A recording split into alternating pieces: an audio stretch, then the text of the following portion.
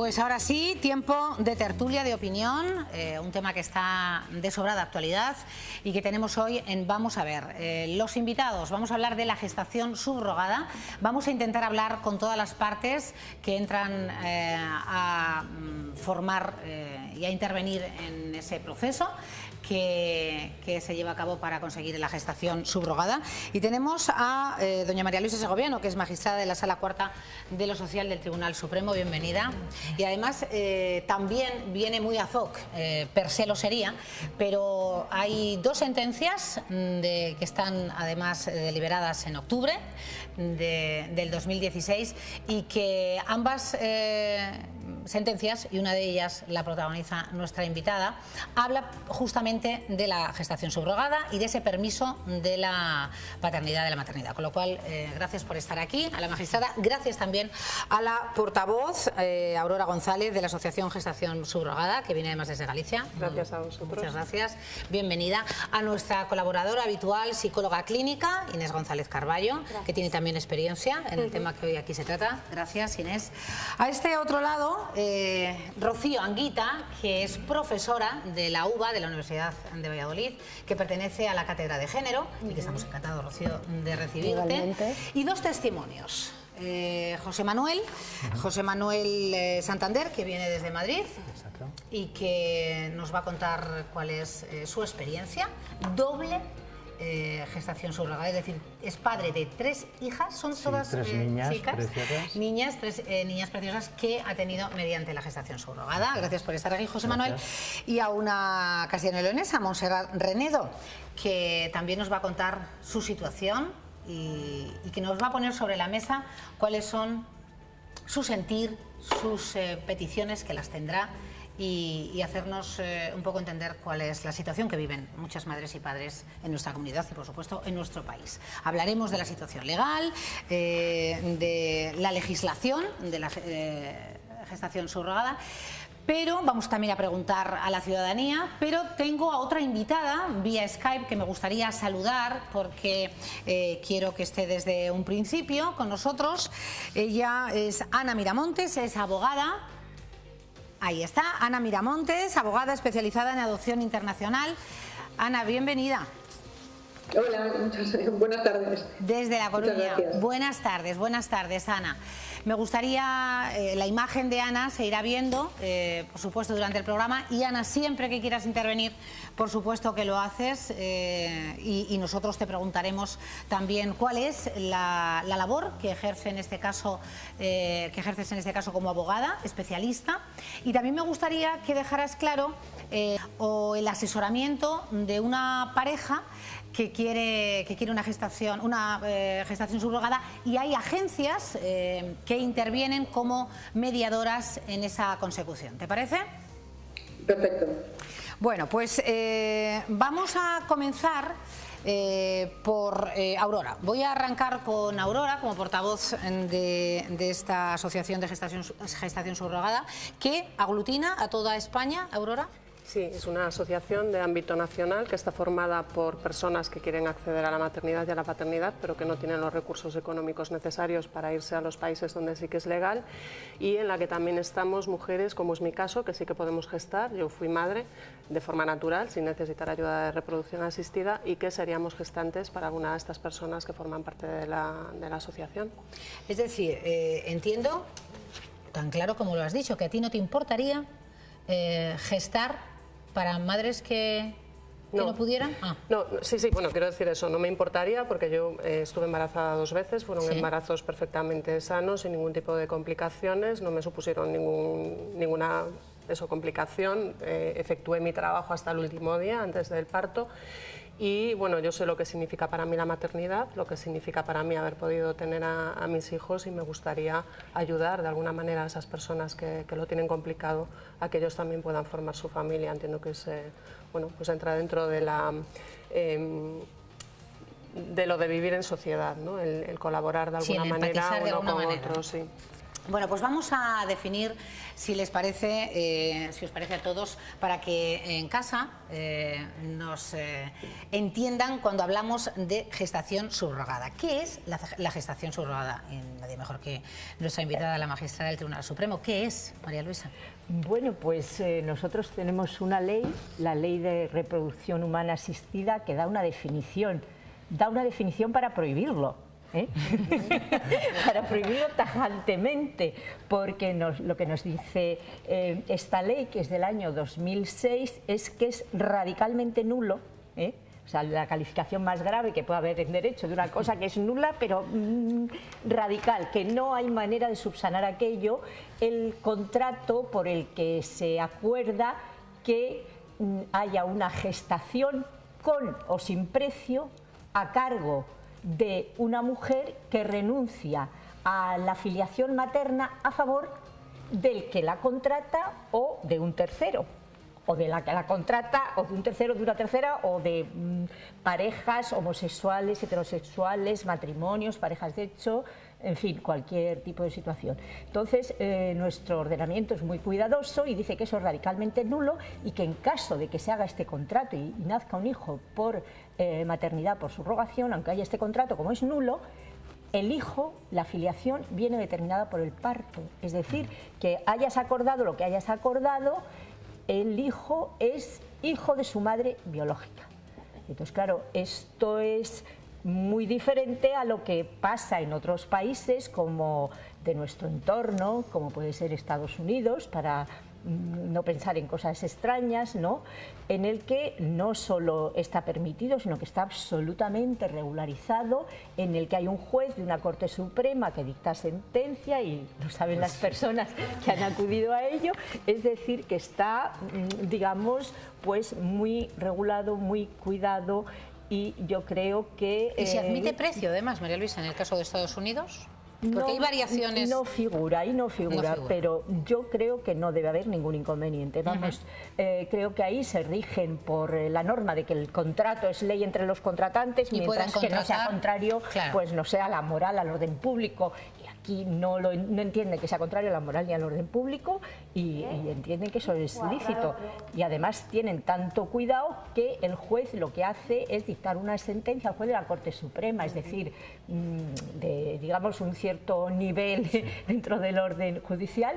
Él lo que hace es decir que es adecuado el contrato por el que la madre biológica renuncia a la maternidad, renuncia a todos los derechos que pudiera tener sobre ese hijo o esa hija, de ahí para siempre, en favor de los contratantes que asumen todas las obligaciones de los padres, de hacerse cargo de la custodia, de la guarda, de los alimentos, de la educación, de las relaciones paterno-filiales, renuncia sin vuelta de hoja. Creo que hay películas en las que pasan algunas cosas, pero yo la realidad no sé. Bueno, esa es la realidad de Estados Unidos y en tu caso ha sido uno en México.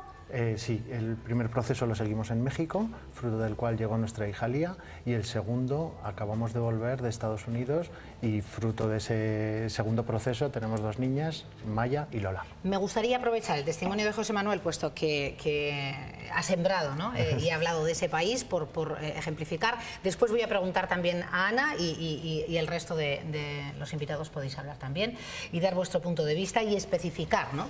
Además el por qué estáis cada uno aquí.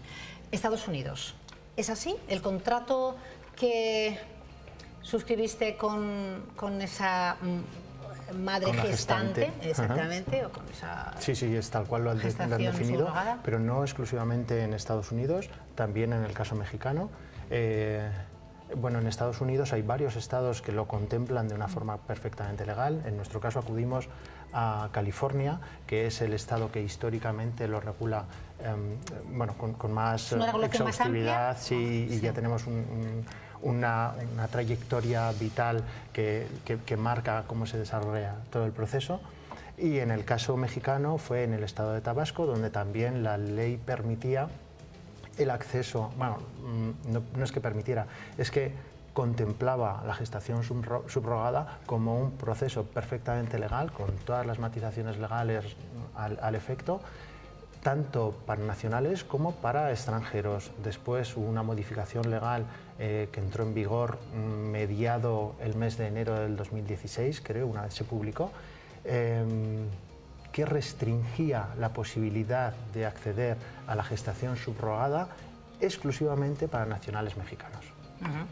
En el caso de ese contrato en Estados Unidos, por seguir ese ejemplo, ahí se establece un precio que entiendo es, no sé si para el tema legal, de acompañamiento, digo, y asesoramiento, de la clínica donde la madre va a acudir. Bueno, ¿Qué engloba? Yo sé que en Canadá, por ejemplo, solamente son los cuidados y los gastos de no trabajar esa mujer. En Estados Unidos se pacta, como decía es un contrato, la señora Segoviano, lo que cada uno entienda, ¿no? Claro, es un contrato que hay dos partes en este caso. Unos, en inglés se llama intended fathers, padres de intención, se traduciría, y una mujer gestante. Entonces hay un contrato revisado oportunamente por los abogados de ambas partes. Perdona, que ahí es donde entraría la figura de Ana. No. En redactar ese contrato. A ver, yo quiero meter a Ana a toda costa. No. Es que es importante. No, Ana, que para mí ha sido, bueno, y es una persona muy importante todavía porque nos ha acompañado a lo largo de estos dos procesos. A nosotros nos ha acompañado previamente a la celebración de ese contrato. Una vez que vamos a firmar ese contrato con Stephanie, que así se llama la gestante estadounidense, hay dos abogados estadounidenses, uno en representación de nuestra como una de las partes y otro en representación de Stephanie como la otra parte. Pero no es exclusivamente ese contrato el que se firma otro contrato con la clínica que va a desarrollar adelante, que va a seguir adelante el proceso, y el seguimiento. El proceso médico previo a la gestación. Es decir, hay incluso hay un contrato previo a ese con la obodonante. Claro, ahí voy, porque hay también muchas modalidades y me gustaría que entendieran los espectadores las que existen, y ayudadme el resto, Aurora. Puede ser con el esperma del varón. En vuestro caso no sé si es una pareja hetero. Nosotros somos una familia homoparental, necesitábamos ovodonación. Entonces acudimos a una ovodonación, fruto de la cual, bueno... Que no era Stephanie. No, es una mujer. O sea, no tiene nada que ver la mujer gestante con que done el óvulo, o también. Si quieres lo hacemos un poco más ordenado, para que los telespectadores no se nos pierdan. Posibilidades ante la gestación subrogada. En mi caso, necesitábamos la parte biológica de una mujer, acudimos a una ovodonación. Bien. Si hubiéramos sido dos mujeres, necesitaríamos la parte biológica de un hombre. Y hay familias que, por lo que sea, heterosexuales o pareja, o sea, o hombres o mujeres solas, que pueden necesitar una parte biológica masculina, femenina o ambas. Perdona, y hay otra en la que la pareja a lo mejor no puede gestar, la mujer, pero sí que puede donar el óvulo. Es decir, que tanto el óvulo como el esperma lo pueden aportar la pareja que quiere la Aquellas situaciones que la realidad personal de cada uno y la realidad médica se puedan requerir, ¿vale? Biología masculina, femenina, ambas, ninguna, en fin, y depende de esa situación, que hay, como vemos, distintas posibilidades, hay que acudir a un país o a otro. No. En el caso de estadounidense puedes acudir con cualquiera de las posibilidades. Entonces, en nuestro caso, primero una mujer ovodonante, después una mujer gestante y una clínica en la que se desarrolla la fertilización in vitro. Ese es el primer paso.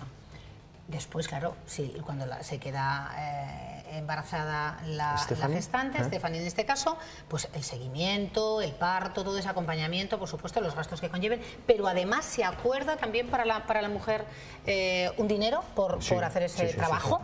Llamémosle, y ahora entra... luego hablamos de las implicaciones éticas al respecto, pero hay un dinero que se entrega a la mujer gestante en compensación por los trastornos y los gastos que pueda ella necesitar a lo largo del embarazo. Aparte de ese dinero que se entrega a Stephanie, se paga el abogado de Stephanie, se paga a nuestro abogado. O sea, pagáis absolutamente todo, claro, porque... Todo. Y por supuesto todos los gastos médicos, los seguros médicos... Bueno, es muy feo hablar de dinero, pero... Bueno, pero no, es importante en este caso. Es importante, también, sí, no, hay muchos... Madres, por eso, y no... En Estados Unidos... No es óbice para ponerlo encima de la mesa. En Estados Unidos el coste que representó para nosotros ha venido a ser en torno a los 140.000 euros. Vale, Ana. Ana, a ver, que la quiero ver en pantalla. Ahí está. Ana Miramontes, ¿has podido escuchar el testimonio de José Manuel? Sí.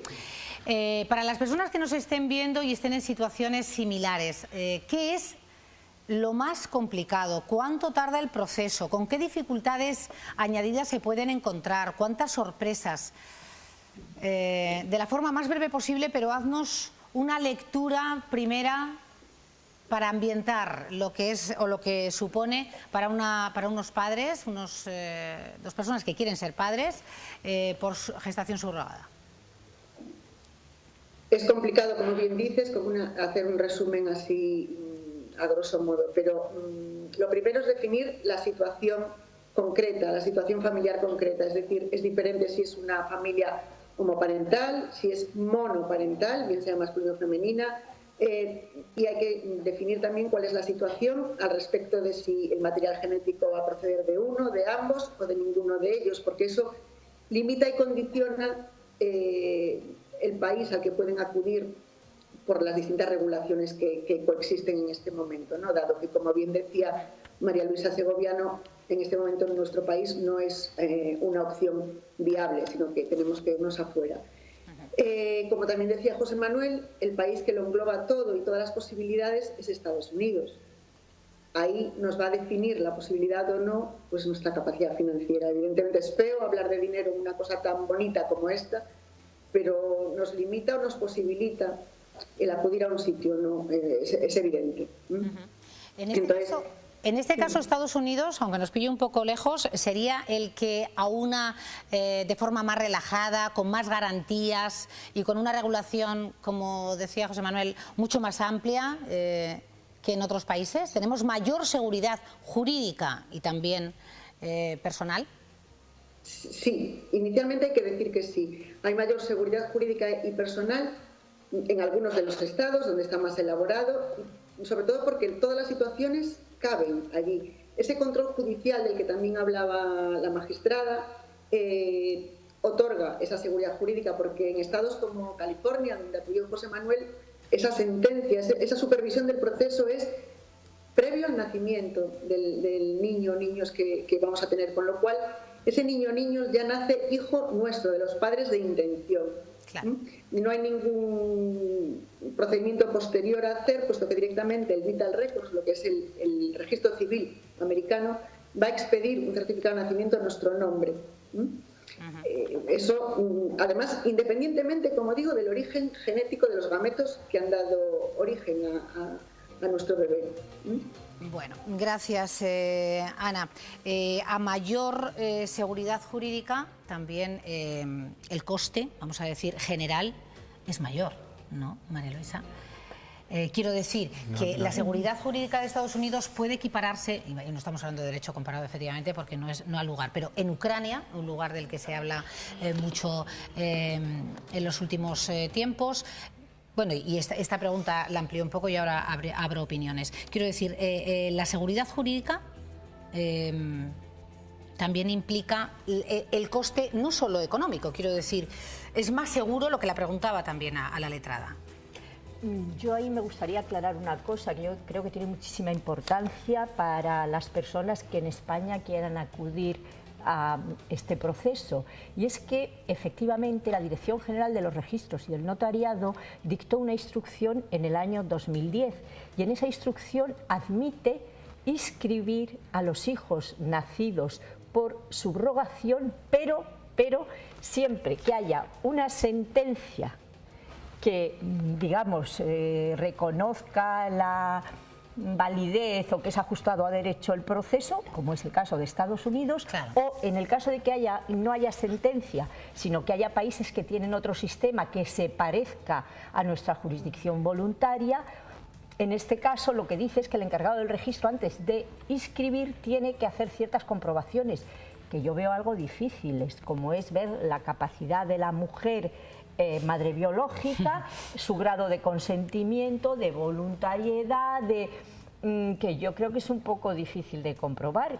Con lo cual parece que mayor seguridad formal nos la da la sentencia, porque si nos permite que esos hijos que aparecen inscritos en Estados Unidos en el registro consular español ya podamos traerlos aquí, pues en principio, eso se puede impugnar, pero en principio nos da mayor seguridad. Bueno, por abrir también a Inés y a Rocío. A ver. Bueno, yo aquí voy a ser una voz discordante. Tenemos más voces discordantes. Estoy atenta porque creo que efectivamente los casos personales y los procesos de constitución de una familia en el siglo XXI son diversos. Afortunadamente, la familia estándar afortunadamente ya no existe y eso es un motivo de gran alegría. Yo vengo desde la Cátedra de Estudios de Género de la Universidad de Valladolid y por tanto en la Cátedra de Estudios de Género a lo que nos dedicamos es a investigar sobre diferentes ámbitos sociales, culturales, artísticos y científicos desde el punto de vista del feminismo. Y desde ese punto de vista es el que voy a intervenir aquí. Y lo que estamos viendo es que en este debate, independientemente de la constitución diversa de la familia, que creo que es una gran noticia en un país como este y en el siglo XXI, lo que no está encima de la mesa son dos elementos que yo quiero poner encima de la mesa. Claro. Vamos a ver. Uno es que tenemos que mirar este problema desde el punto de vista de los derechos humanos de las mujeres, pero también de los niños. El problema de este procedimiento no es que uno alquila un cuerpo, lo cual éticamente tiene una discusión larga, pero podemos tener diferentes posiciones. Igual que en el tema de la prostitución se pueden tener diferentes posiciones. Yo tengo una, pero se pueden tener varias. Pero el problema es que el resultado de este contrato es un ser humano, un niño o una niña. Y eso es un más allá de yo alquilo a esta persona circunstancialmente para que haga algo. Porque no es que yo me alquilo mi cuerpo, que yo hasta podría ser soberana, pero veremos que no. Es un problema bastante complejo, porque es un problema de la globalización. Estamos hablando, en el caso de Estados Unidos puede ser que menos y está en esos estados probablemente más controlados, pero estamos hablando de países de tercer mundo y de mujeres en situaciones muy difíciles.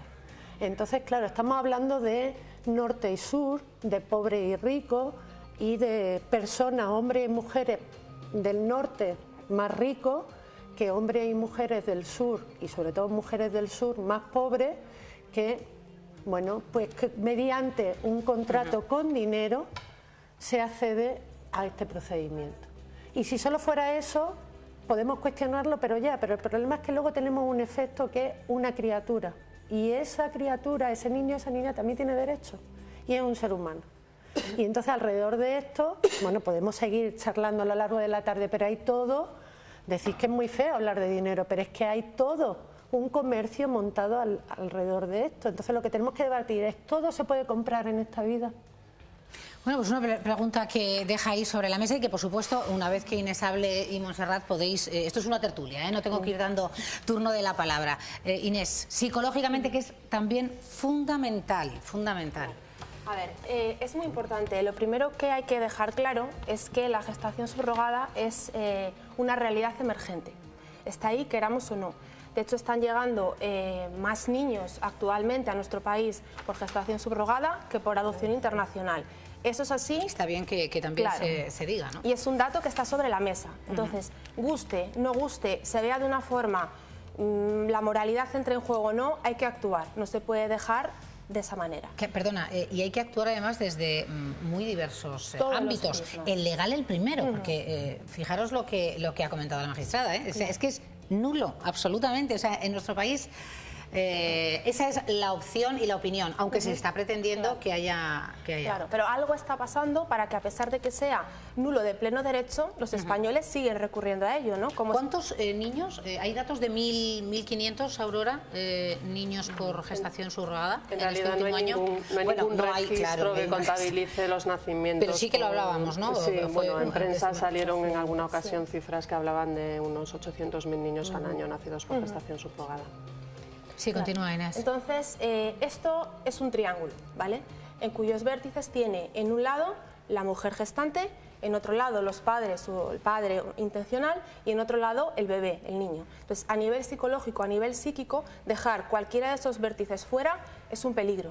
Si hay algo que pueda hacer de esta práctica sostenible y que se pueda legalizar o que se pueda vehiculizar es, repito, o sea, que cuidar esos tres vértices y que por no generar la felicidad de uno de esos vértices, entre en detrimento el perjudicar a los otros. Entonces, todas las implicaciones a nivel psicológico pasa por tomar medidas que respalden esas situaciones. Por ejemplo, dentro del terreno de la mujer gestante, hay una situación muy importante a la hora de cómo se seleccionan esas mujeres, esas candidatas.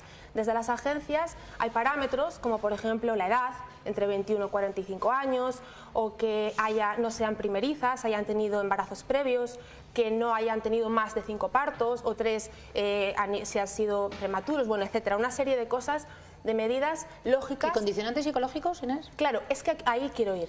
¿Dónde están? Es que son fundamentales, porque luego hay depresiones posparto, luego hay trastornos psicosomáticos, luego hay mayores tendencias de suicidio, luego hay, culpas crónicas, es decir, todo esto, si no se hace un filtro, no solamente bajo parámetros físicos o biológicos, sino a nivel psíquico, queda completamente descolgado y entonces sí se comercializa con mujeres, entonces sí se las está obligando a hacer algo que no, ahí sí que entramos en un tema ya donde moralmente creo que todo el mundo tiene claro que cuando a alguien se le obliga a algo o cuando esa persona no está preparada para ello, es algo grave, por lo menos grave. A Ana le voy a preguntar en breve cómo está ese derecho comparado, que ya conoce bien como especialista internacional en adopciones. Montserrat, tu testimonio. Pues yo he venido aquí un poco a hablar por las personas que intentamos recurrir a este método, pero que no recurrimos a él porque no está legalizado en España. Entonces, para mí lo más importante es que se legalice en España. ¿Por qué? Porque yo creo que eso responde mucho a todas las cuestiones que son las más delicadas, como la que decía ella, de que se comercializa con mujeres. Yo creo que nosotros vivimos una sociedad en que si aquí se aprueba, eso no va a suceder. Porque esta sociedad yo creo que está preparada y que rechazaría que las mujeres que están en esas condiciones fueran obligadas, y porque también tendrían que existir y regularse los filtros que también dice Inés, los filtros psicológicos, las clínicas también tendrían que hacer su papel y hacer los filtros físicos, y de hecho los médicos son favorables. O sea, la Sociedad Española de Fertilidad ha hecho un, no sé si llamarlo informe, que viene a ser favorable siempre que se controlen todas estas cosas. Entonces, yo, por ejemplo, estoy enferma. En tu caso, sí, tú tienes una tengo una enfermedad que te impide, grave, pero estoy aquí y quiero ser madre. Y te lo agradecemos, además. Y para mí una gestación es como tirarme desde un 5.º piso y esperar caer de pie y solo partirme un brazo.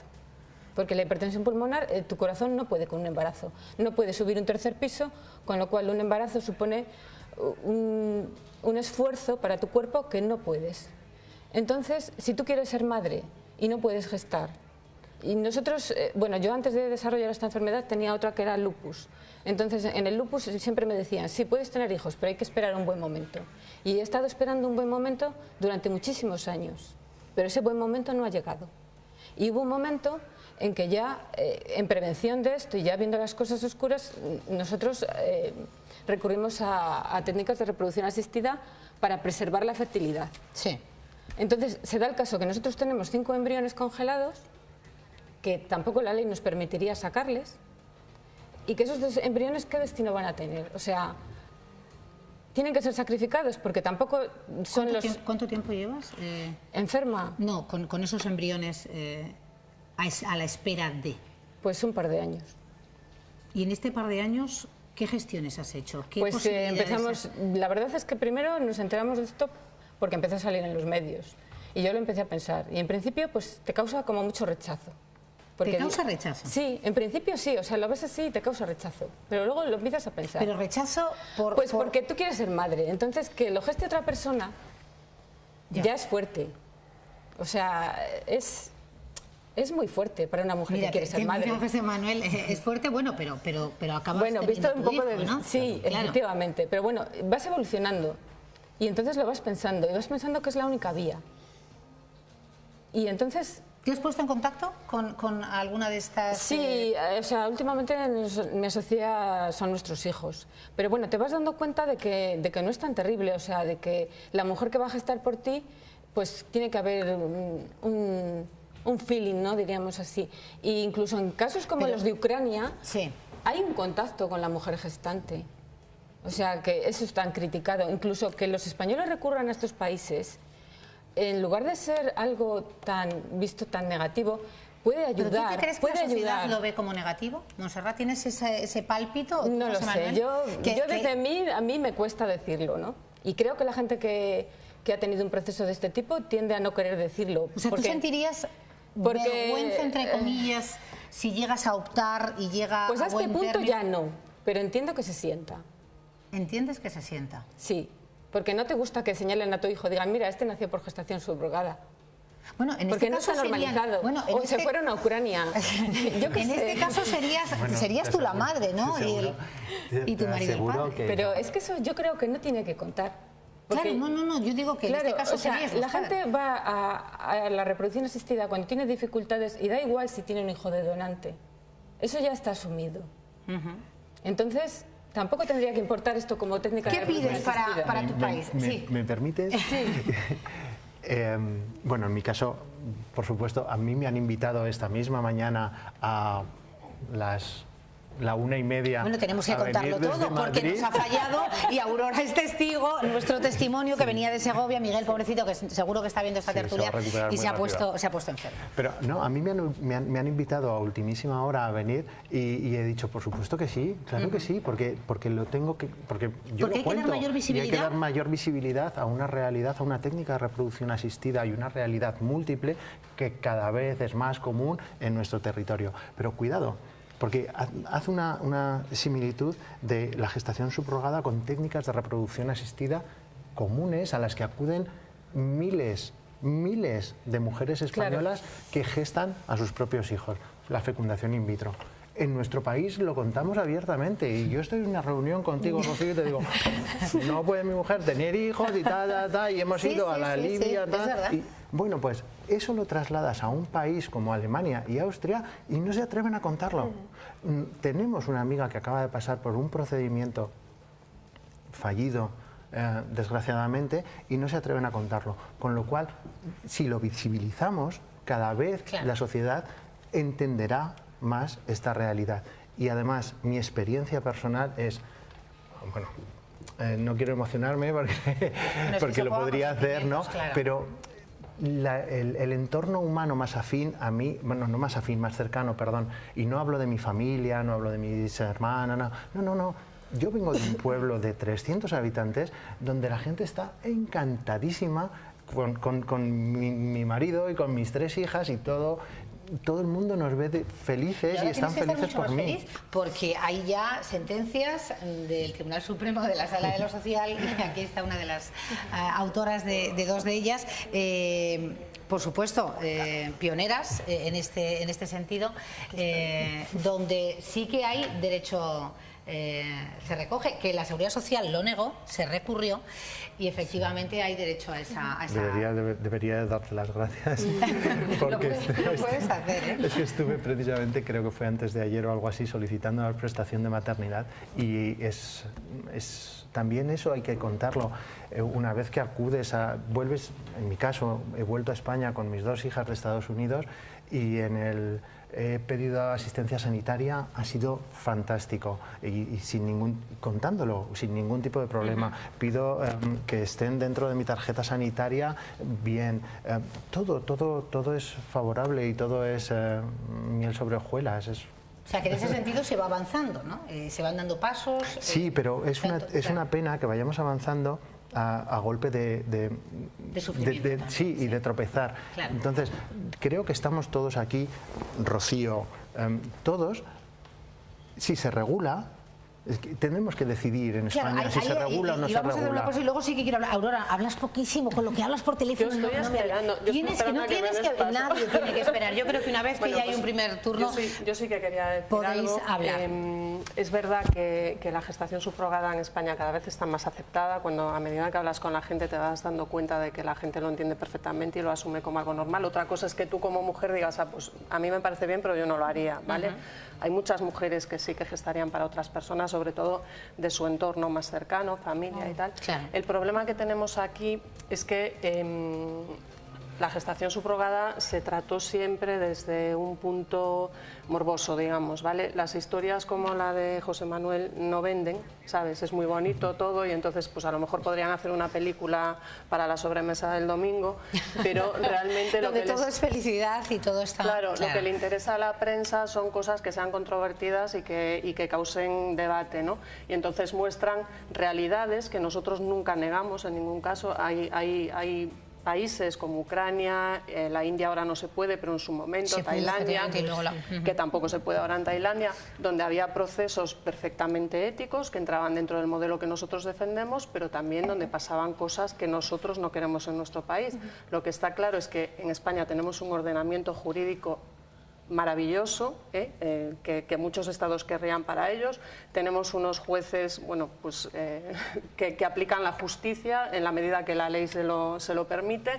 Tenemos magníficos especialistas en reproducción humana asistida y desde luego la situación de las mujeres españolas no es ni la de las mujeres indias, ni de las mujeres tailandesas, ni de las mujeres de otros países. Es un poco lo que comentábamos ahora, ¿no? Entonces... Igual la magistrada nos puede ilustrar, porque en Europa tenemos un ejemplo de gestación subrogada en Reino Unido, que es un proceso voluntario, igual que tú voluntariamente en una donación de órganos decides dar a un familiar o a una persona cercana tuya un riñón porque si no se muere, sí. Y en Reino Unido hay una regulación de la gestación en este sentido.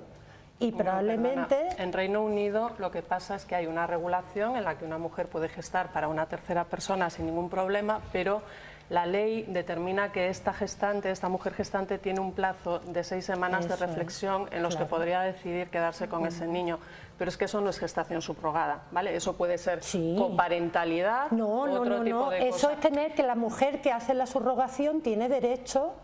Y como el proceso, lo que no estoy de acuerdo en algo que se ha dicho aquí, es que no es una técnica reproductiva. El proceso de engendrar una criatura, el proceso del embarazo y el proceso del parto no es una técnica reproductiva, es un proceso social. Bueno, a ver.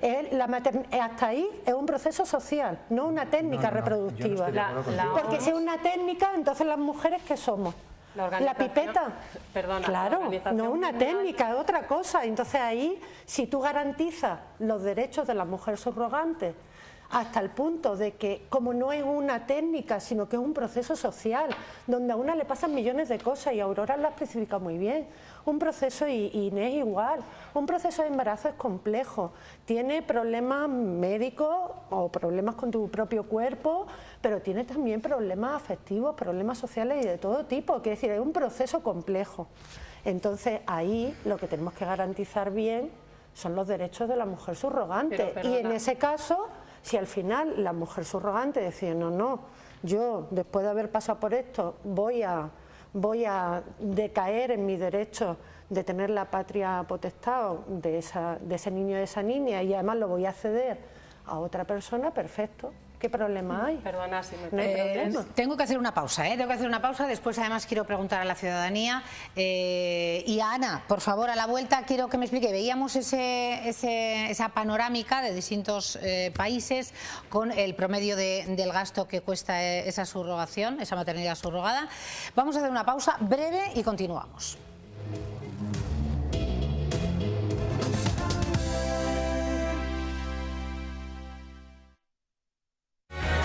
Veíamos hace unos instantes estamos ya en directo, Rocío, no pasa nada. Veíamos una panorámica de distintos países con el promedio del coste para conseguir esa gestación subrogada, y me gustaría, Ana, Nuestra querida letrada desde La Coruña, que sí que es experta en la situación legal de otros países, del entorno más cercano, de Europa, de Estados Unidos, como nos relataba antes. Nuestro país está muy lejos de conseguir, y después amplío la pregunta para que la conteste también la magistrada, ¿está muy lejos de conseguir una regulación? Creo y espero que no. El hecho es que, como ha dicho Inés, la realidad se está imponiendo por la vía de los hechos. La sociedad está caminando y la regulación y la carta de naturaleza de la gestación subrogada nos la están entregando los tribunales, que, como bien decía José Manuel antes y Aurora, con las normas que tenemos nos están permitiendo reconocer los derechos de los vértices de esa pirámide que también Inés describía también, ¿no? Tanto de las madres gestantes, de las mujeres gestantes que nos están ayudando en el extranjero, como de los dos elementos nacionales, que serían esos niños, esos hijos de españoles que tienen que nacer fuera porque aquí no hay regulación, y de los padres de intención que acuden a la técnica, a esta técnica que para mí sí es una técnica de reproducción asistida, en este caso con parto de tercero, pero una técnica de reproducción asistida a la que solamente nos falta la regulación de esa situación, para que, bueno, pues para que todos vean, ninguno de esas partes vean sus derechos violentados de alguna manera. Ana, choca la diferencia del coste, ¿no?, de unos países a otros. ¿Dónde radica esa gran diferencia? A ver, evidentemente, Estados Unidos es una economía, vamos, de unos niveles que nada tiene que ver con la ucraniana. Y si hablamos ya de los costes sanitarios de los Estados Unidos, lo sabemos, allí nosotros no estamos acostumbrados, porque la seguridad social aquí nos cubre muchas cosas que allí sí que hay que pagar a diario. José Manuel nos puede hablar claramente de lo que es el sistema sanitario americano y lo que cuesta. Pero por otro lado es que el nivel de vida de un país y otro es completamente diferente. Entonces los costes, eso se traslada a todos los elementos, incluso al viaje, a los costes del tiempo de estancia allí, del apartamento, del hotel que alquiles allí, a todos los niveles. Nos hacemos cargo. Y tú has asesorado en casos como, por ejemplo, Ucrania u otros países donde ese coste es realmente inferior, por ejemplo, al de Estados Unidos o el de Canadá. Y ahí, ¿qué es lo que acaba recibiendo la madre? ¿Solamente esa asistencia, ese cuidado? ¿Se lo lleva todo la clínica? ¿La madre también recibe una compensación por ese esfuerzo? A ver, la compensación depende del sistema legal de cada estado. Como bien decías antes, ponías el ejemplo de Canadá, ¿no?, que está limitada la compensación que puede recibir por ley. Pero en otros sistemas legales en los que esa limitación no existe, recibe una compensación, digamos, por lo que es el embarazo en sí, y una compensación por las molestias, los incrementos de gasto que para ella puede suponer en alimentación, en ropa y en farmacia, en los distintos aspectos, transporte, para su comodidad, para que pueda llevar ese embarazo que está llevando por nosotros, porque nosotros no lo podemos llevar a cabo, para que lo pueda llevar con la máxima comodidad posible y no le suponga un perjuicio en su vida diaria. Si necesita descanso, pues poder cubrirle los gastos que pueda suponer pues que alguien le ayude a atender a sus hijos. Sí, lo digo porque hablando de la seguridad, y tenemos poco tiempo, Ana, pero por ejemplo en Ucrania realmente va no solo al cuidado y a lo que supone los gastos del propio embarazo, hay una compensación real. Esas mujeres que realmente, bueno, pues no tienen el nivel de vida que tienen en otros países, ¿tienen esa compensación? ¿Les llega o se lo queda los que están en el medio y la propia clínica? Les llega absolutamente. Yo, como bien dices, asesoro procesos, y digamos que el pago de esos importes mensuales o de la compensación, directamente los padres se lo abonan a las propias mujeres que les están acompañando en este camino de la paternidad o de la maternidad. Ana, te voy a seguir cuestionando. En el caso de Montserrat, que creo que la has podido escuchar, y de esos embriones que tiene ahí desde hace un par de años, ¿qué le aconsejarías en este punto que se encuentra emocional, de situación personal y que nos ha trasladado a todos? ¿Qué le aconsejarías? A ver, la situación es complicada porque realmente está limitado la posibilidad de que esos embriones puedan salir de nuestro país con la ley que tenemos en la mano y con una vez más la ley, la legislación que tenemos. Y las normativas que el Ministerio de Sanidad además impone a las clínicas para regular cualquier salida de material genético al exterior. ¿Vale? Entonces, Monse, pues a lo mejor le toca esperar un poco más, pelear para que esto llegue a ser una realidad. En todo caso, hay que buscar solución para situaciones como la de Monse y como otras muchas, y para que no tengan que estar a la espera de esto mucho tiempo más. Que no tengan que venir los tribunales, que no tengan que venir los magistrados a resolver las situaciones que el legislador podría resolver, otorgando seguridad jurídica a un proceso que está aquí y que es una realidad.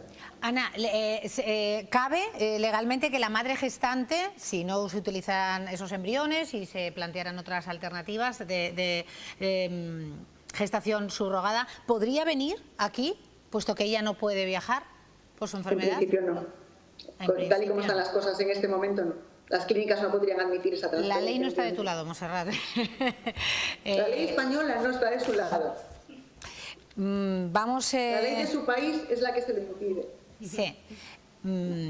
Señora Segoviano, ¿va a tardar mucho, la misma pregunta que Ana, nuestro ordenamiento en regular esta situación, en ampliar? Yo creo que el ordenamiento, ¿es poner puertas al campo? No, el ordenamiento jurídico está para regular la realidad social, y la realidad social va evolucionando, y creo que nadie puede negar lo que es la realidad hoy en día, pues con la globalización, con el avance de las técnicas, con todas estas situaciones nuevas de familias admitidas y reguladas por el Código Civil, parece inminente que tenga que regularse.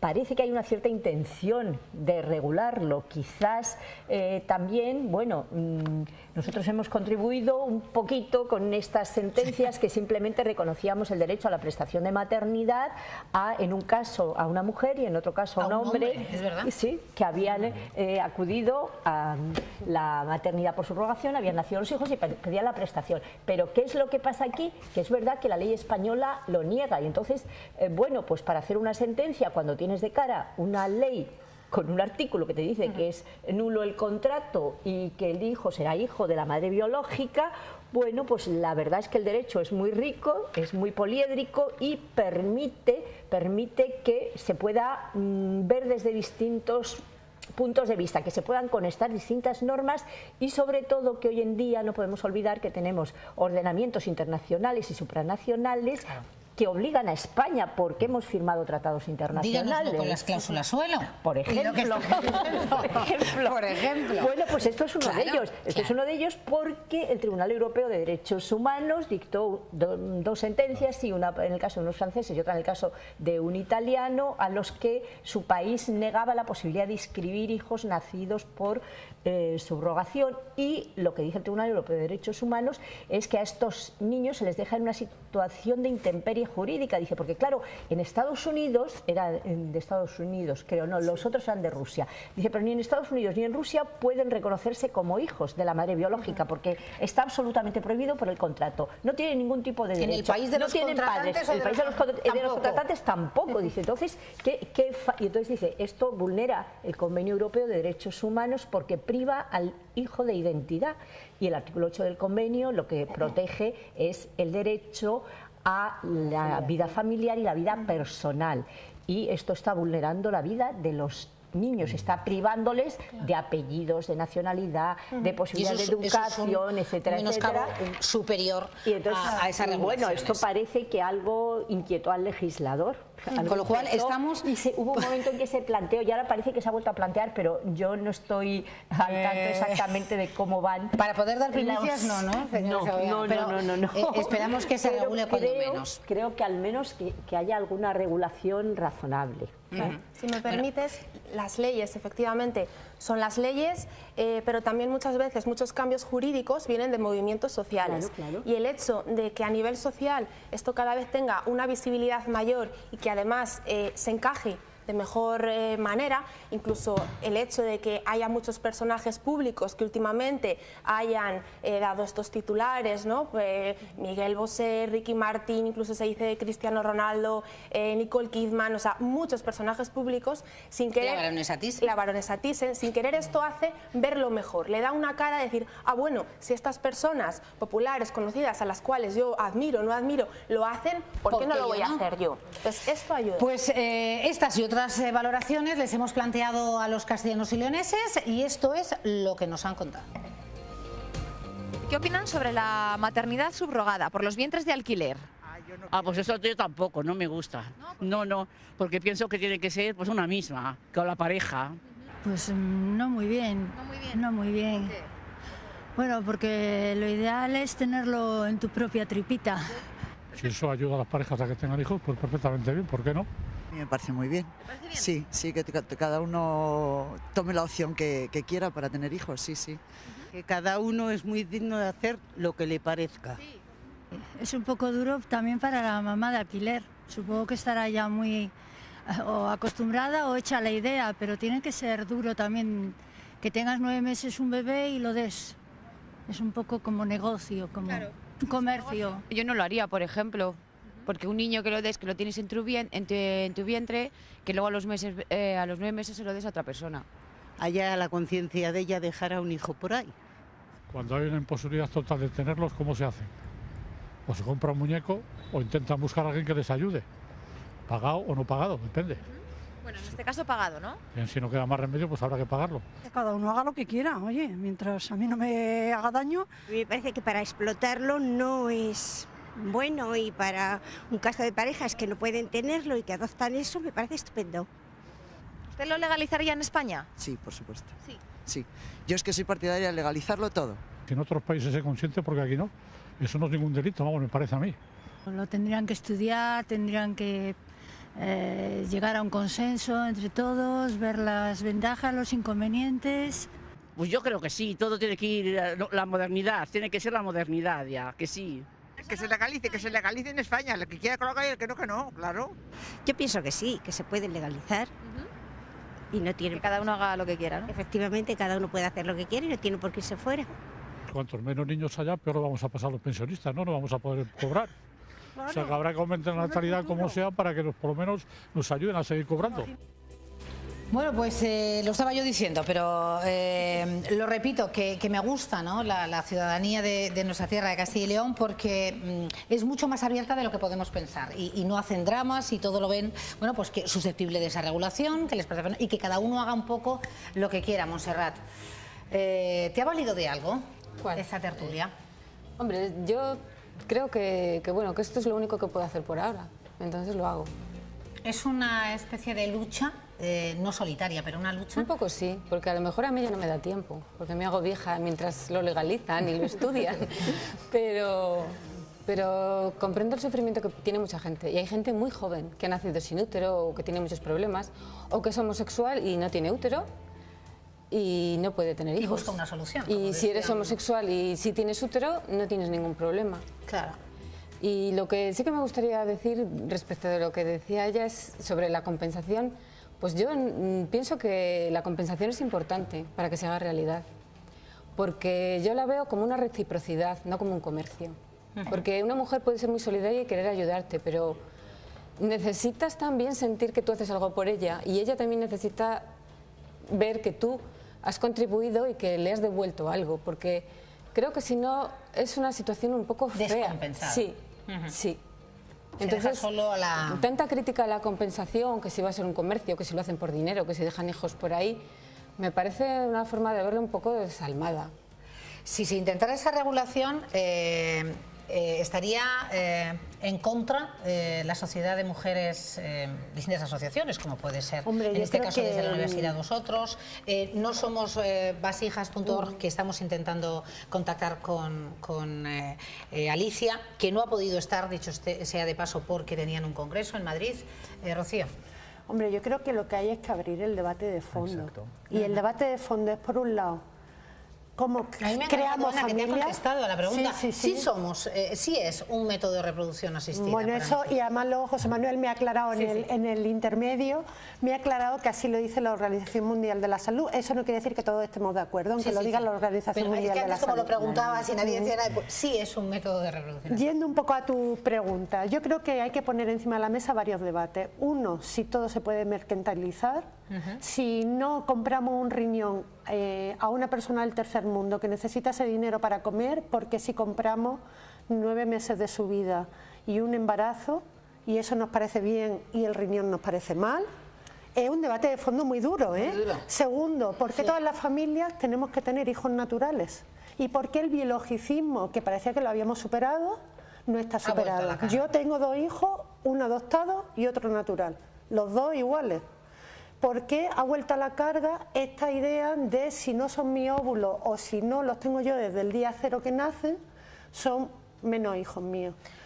Hay muchos niños en el mundo que necesitan una familia. Es que tenemos muchos niños en el mundo que atender. José Manuel, ¿por qué? contéstala y tú también, mira. Igual, Bueno, yo creo que estos son los debates que hay que poner encima de la mesa. A mí nunca me darían un hijo en adopción. Por mis características, tendría que pasar por un proceso terrible de investigación, digámoslo así, y nunca me darían un hijo que tuviera, o sea, te tienes que llevar 40 años con tu hijo, y creo que si eres menos padre si no estás desde el minuto 0. Eres pues yo padre. te digo que no. No, pero yo tengo mi hijo mayor, yo lo adopté con 9 años, llegó a mi casa. Sí. Y te digo que no es menos pero hijo ya que la eso, pequeña. es que es diferente, o sea, es otra realidad. Perdonad. A ver, José Manuel, que le había dicho y ahora me voy para allá. Lo lamento, ahora mismo voy para allá. ¿Vale? Volviendo En el caso de Ana, perdón, de Monserrat, está claro, no podría, ¿no? No. Volviendo al inicio de la pregunta, sí, por Dios, abramos un debate sosegado a favor e en contra, todos, poniendo encima de la mesa todas nuestras posturas, todas las éticas y todo esto para llegar a una regulación o no. Bien, pero a algo vamos a hablar sosegadamente y primero de todo, y esto es para algunas personas que no están aquí, desde el respeto. Y para empezar a hablar con respeto, olvidemos la palabra alquiler. Por respeto hacia nuestros hijos, por favor, no lo hagáis, ¿vale? Y biologicismo sí, no, cosas de estas, ¿vale? La gestación subrogada ni siquiera te garantiza el biologicismo. Yo soy padre biológico de una de mis hijas y no soy padre biológico de las otras 2. Y soy tan padre de ellas como tú de tu propio hijo. Claro, evidentemente. Es que, si me permitís, no tiene nada que ver una cosa con la otra. La gestación subrogada, como dice la OMS y como dice también nuestra Ley de Técnicas de Reproducción Humana Asistida, es una técnica de reproducción humana asistida en la que interviene una mujer ajena a esa familia que gesta el embrión. En el caso de Monse, ella tiene 3 embriones que son suyos, incluso genéticamente suyos, y necesita que alguien le ayude a cuidar de esos embriones durante los 9 meses del embarazo porque ella no tiene esa capacidad, pero nadie niega que esos embriones podrían desarrollarse en un hijo suyo, ¿vale?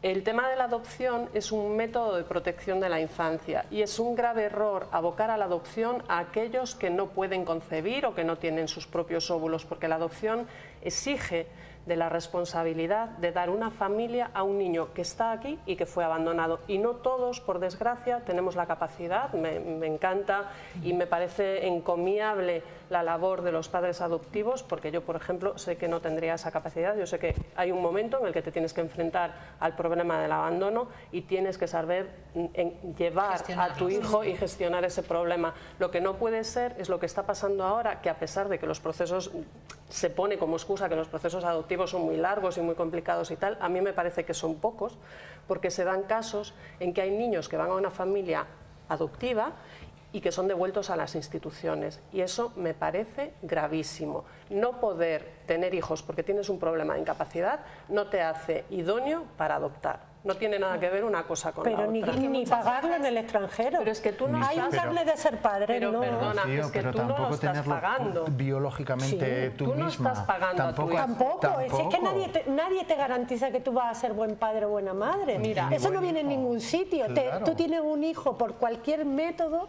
en cualquier circunstancia, y ese hijo es tuyo para toda la vida. Es que ese cartel ya no se va a quitar nunca. Pero mira, perdona. Con los problemas que tenga esa criatura y que tenga son tu familia, maternidades diferentes, son da maternidades igual. diferentes. Yo creo que hay distintas, como bien ha explicado Aurora, con distintas matices que son de mucha importancia. Claro, con respecto al tema de la adopción, lógicamente una familia cuando se plantea adoptar es porque previamente ha intentado tener hijos por sí mismos y no han podido, entonces muchas veces es en una edad ya tardía. Si a eso se le suma una media de 5 o 7 años, se les va de las manos. Y respecto a otra cosa que comentabas antes, o sea, yo no quiero juzgarlo en tu caso particular, pero sí que es verdad que los primeros años de una persona, del bebé, del niño, son fundamentales a la hora de sentar las bases emocionales y psicológicas. Entonces, lo que la gestación subrogada da, que no da el tema de la adopción, es poder tener a ese bebé desde el principio. Que ahí no estaría en juego incluso el tema del vínculo intrauterino, ahí ya no entramos, ¿vale? Eso se perdería, pero al menos sí se tiene al bebé desde el principio, lo cual es fundamental. Ahí te tenía que poner ese matiz porque yo como psicóloga eso me ha tocado la fibra y es que es fundamental. Yo me dedico a la educación y tengo otra... creo que hay que hacer más matices en esos procesos de educación. A ver, lógicamente no es algo simple, no se puede simplificar, pero que los primeros años son vitales de cara a las etapas futuras y el hecho de no estar con los padres o con los padres con los que luego se va a educar, eso marca, no determina, pero condiciona mucho, o sea, pero mucho.